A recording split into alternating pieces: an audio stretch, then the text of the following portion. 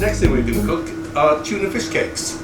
So I'll leave Hayley to explain the ingredients. Again, food bank, okay, ingredients and larder ingredients. Eggs, potatoes, onion, salt, main ingredient tuna. These are obviously cupboard breadcrumbs, but would we? I'm sure we will have a crust or some old bread. Okay, let that go off, and we can crumb that as an alternative coating. Okay, for this recipe, the onions need to be finely chopped, or finer than they would be for the onion soup. Nice chopping there. Oh, there we are.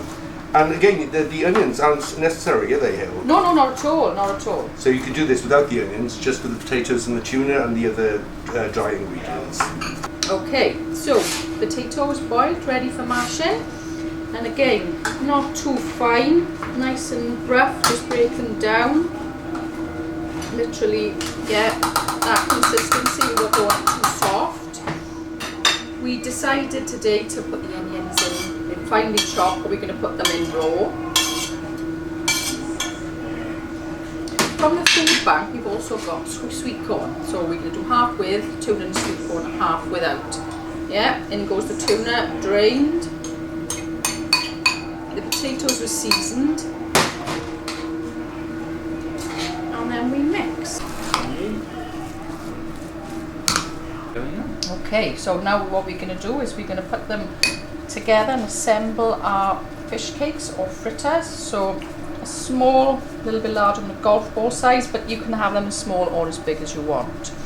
And then these are the three ingredients: flour, eggs and breadcrumbs. Okay, so we dust the fish cake in the flour. Try to keep one hand for the next two steps, we don't want to get it too sticky.